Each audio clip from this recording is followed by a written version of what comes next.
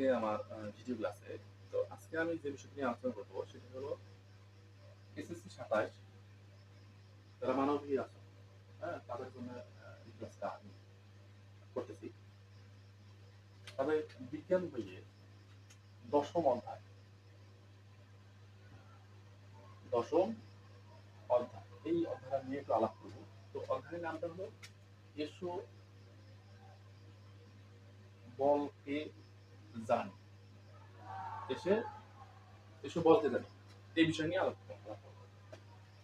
তো এই বিষয়টা নিয়ে আলোচনা করতে গিয়ে আমাদের যে জিনিসটা লাগবে সেটা হলো বল সম্পর্কে আলোচনা করা আছে অধ্যায়টার মধ্যে। পাশাপাশি আরো ২ টপিক নিয়ে আলোচনা করা আছে।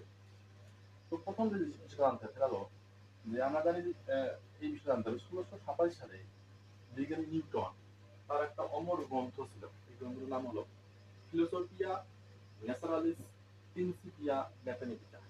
এই বিখ্যাত অমর গ্রন্থে বিজ্ঞানী নিউটন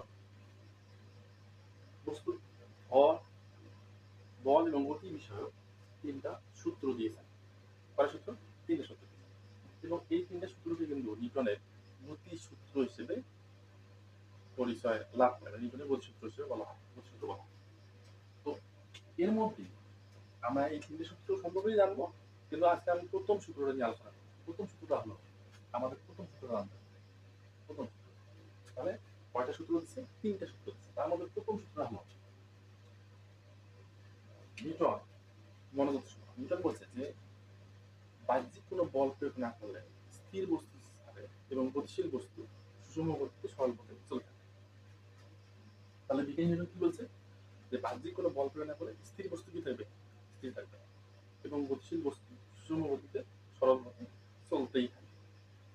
এটা মনে হয় নিউটনের কিন্তু প্রথম সূত্র। গতি বিষয়ে যে ৩টে সূত্র আছে এই ৩ সূত্র প্রথম সূত্র হলো এটা। বাহ্যিক কোনো বল প্রয়োগ না করলে স্থির বস্তু স্থির থাকবে এবং গতিশীল বস্তু সুষম গতিতে সরল পথে চলে যাবে। এখন দেখো বিষয়টা হলো এই যে নিউটনের প্রথম সূত্র, এখান থেকে আমরা ২টা জিনিস ধারণা পাই। মানে নিউটনের প্রথম সূত্র, নিউটনের প্রথম সূত্র থেকে প্রথম সূত্রটা নিউটনের নিউটনের এই প্রথম সূত্র থেকে আমরা ২টা জিনিসের ধারণা পাই। একটা বলা হয় জড়তা, আর একটা বলা হয় বল। তাহলে কি? আমরা জড়তা আর কি? বল। জড়তা এবং বল, ঠিক আছে? এই যে জড়তা এবং বল, জড়তা জড়তা বিষয়টা আসলে এটা জানতে হবে। জড়তা হলো পদার্থ যে অবস্থায় আছে সেই অবস্থাটা বজায় রাখতে চাওয়ার যে ইচ্ছা বা প্রবণতা সেটা হলো আমাদের জড়তা। ঠিক আছে? পদার্থ যে অবস্থায় আছে সেই অবস্থাটা বজায় রাখতে চাওয়ার তার যে ইচ্ছা বা প্রবণতা সেটা হলো আমাদের জড়তা। তাহলে মনে করো আমি যদি কোনো একটা বস্তুকে এই আমি যে বোর্ডটা রাখছি এই বোর্ডটা যদি কোনোদিন না সরাইলাম না, সে আজীবন বিয়ে করবে। এই যে এখানে থাকার যে তার যে ইচ্ছা প্রবণতা এটাকে বলবো আমার জড়তা। জড়তার ক্ষেত্রে আমরা ২ ধরনের জড়তা দেখতে পাই। একটা হলো স্থিতি জড়তা, আরেকটা বলা হয় গতি জড়তা। তাহলে কি? একটা হলো স্থিতি জড়তা, আরেকটা গতি জড়তা। এখন প্রশ্নটা হলো স্থিতি জড়তার যে বিষয়টা আছে, স্থিতি জড়তার বিষয়টা কি এবং গতি জড়তার বিষয়টা কি এটা আমাকে ভালোভাবে জানতে হবে। স্থিতি জড়তা কি? স্থির বস্তু তার ওই অবস্থাটা অপরিবর্তিত রাখার যে ইচ্ছা সেটাকে বলবো আমরা স্থিতি জড়তা। আর আমরা এক্সাম্পল দিতে পারি যে কোনো বস্তু, তাহলে এই বস্তুটা স্থির আছে, এই বস্তুটা তার স্থির থাকার যে ইচ্ছা প্রবণতা সেটা হলো স্থির জড়তা। গতি জড়তা গতিশীল বস্তু আর যে গতিময়তা আছে এটাকে অপরিবর্তিত রাখার যে ইচ্ছা প্রবণতা সেটা হলো গতি জড়তা। এখন এটা একটা বাস্তব উদাহরণ দেওয়া যায় যে তোমরা সবাই জানো, সবাই কিন্তু বাসে উঠছে। তো বাসে ওঠার ক্ষেত্রে কি হয়, আমরা যখন বাসে প্রথমে উঠে সিটে বসি, তো বাস যখন যাত্রা শুরু করে তখন আমরা কিন্তু পিছন দিকে ঠেলে যাই। কারণটা কি? কারণ আমরা যখন বাসের সিটে বসি তখন বাস যেহেতু স্থির, তাহলে আমার সম্পূর্ণ বডিটাও কি স্থির হয়। কিন্তু বাস যখন রানিং হয়, তখন আমাদের বডি নিচের যে অংশটা সিটে বসা আছে, এই অংশটা কিন্তু বাসের সাথে সাথে কি হয়, গতিশীল হয়। কিন্তু আমার উপরের অংশটা স্থির জড়তার কারণে সে কিন্তু ওইখানে থাকতে চায়, এই জন্য আমার পিছনে দিকে তাহলে এখন মনে করো বাস গতিশীল, তুমিও গতিশীল, যেহেতু তুমি সিটে বসে আছো, বাস গতিশীল, তার মানে তুমি গতিশীল। তাহলে তুমি যদি গতিশীল হও, বাসও যদি গতিশীল হয়, হঠাৎ করে কি হয়, আমরা সামনে ছিটে যাওয়া ধাক্কা খাই। কেন? কারণ বাস গতিশীল, আমার বডি গতিশীল, বডি গতিশীল হওয়ার কারণে বাস যখন ব্রেক করে, তখন বাস স্থির, আমার বডির নিচের অংশটা যার সিটে বসা আছে সেটা স্থির হয়, কিন্তু উপরের অংশটা গতি জড়তার কারণে সামনে দিয়ে রাখে। তো এই হলো কি স্থিতি জড়তা এবং গতি জড়তা, সিম্পল।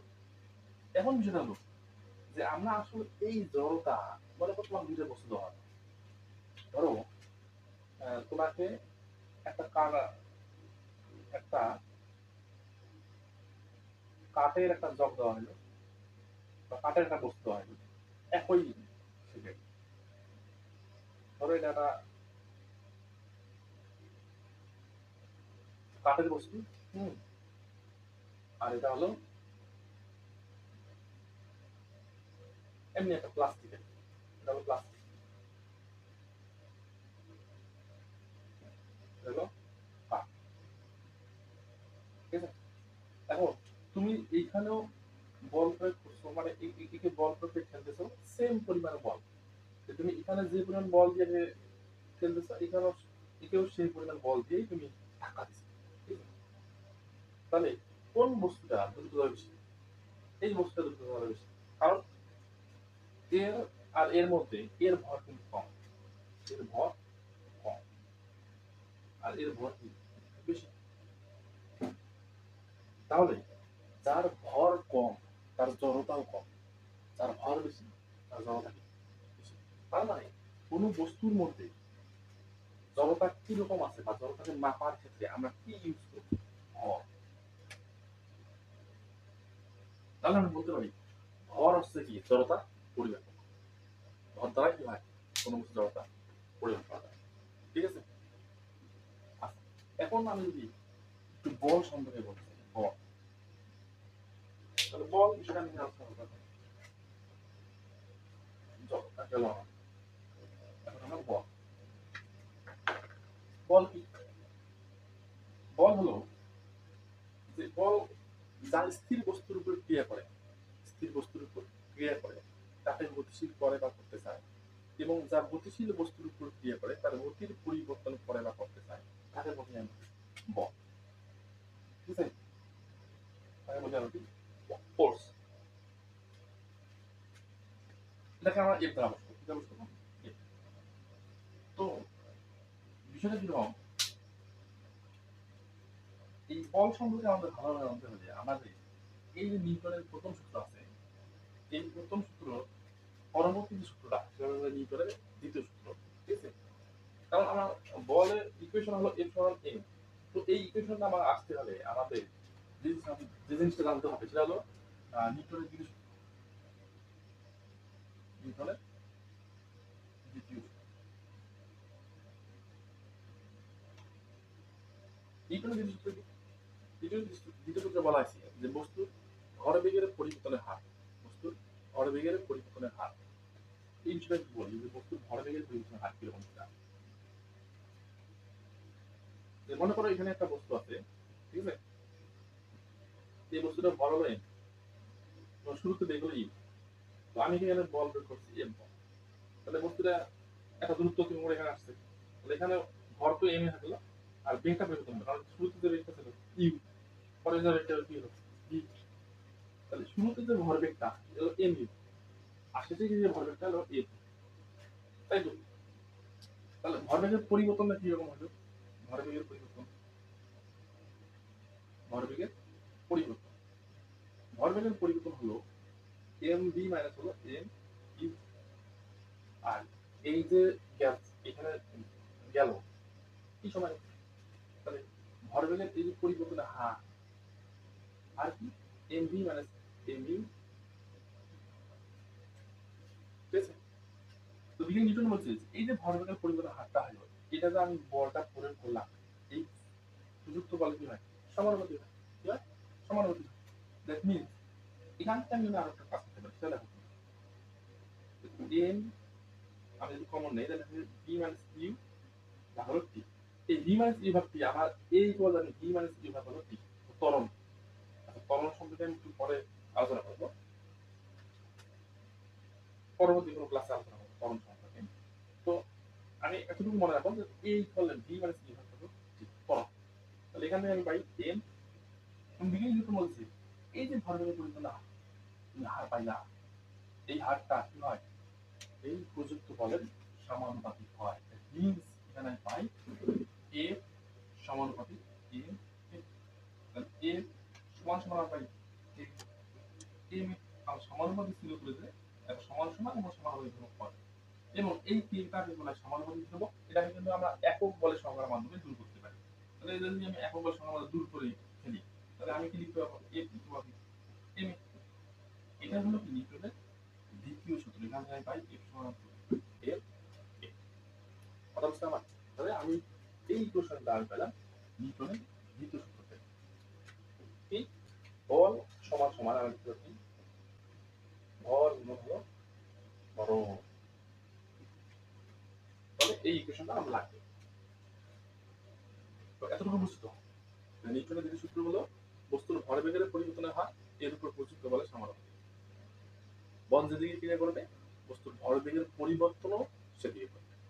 ঠিক আছে? এখন আমরা আরেকটু দেখি আসলে এই যে আমরা পাইলাম এফ সমান সমান এম, এফ সমান সমান এম কি পেলাম আমরা? এফ সমান সমান এম। তাহলে এফ কি বল, এম কি ভর, এ কি হলো ত্বরণ। তো নরমালি আমরা জানি যে ভর এই ভরের হলো কেজি আর ত্বরণের হলো কিন্তু কি এম এস ইনভার্স। ঠিক আছে? ভর এবং ত্বরণ ভরের হলো কেজি আর ত্বরণের হলো কি এম এস ইনভার্স। তাহলে কেজি এই দুটোই গুণ করলে আমরা কিন্তু কি পাই নিউটন কত বলে যেমন কি হবে আমরা নিউটন বলে যেমন কিন্তু নিউটনের মান রাখতে হবে বলে নেওয়া কোনো কি নিউটন বলে ঠিক আছে। তো এই হলো নিউটনের প্রথম সূত্র এবং দ্বিতীয় সূত্র হালকা দেখা দিলাম। এর পরের দিন আমি মানে নেক্সট যখন আমি এই অধ্যায়টা আরো আলোচনা করবো তখন আমি আসলে ক্লিয়ার করবো ত্বরণ কি এবং এই যে ভরের একক ত্বরণের একক কিভাবে আসলো বা ত্বরণের একক কিভাবে পাবা তোমরা, হ্যাঁ এই বিষয় নিয়ে পরবর্তী আমি ক্লাসে বিস্তারিত আলোচনা করবো। সবাইকে ধন্যবাদ।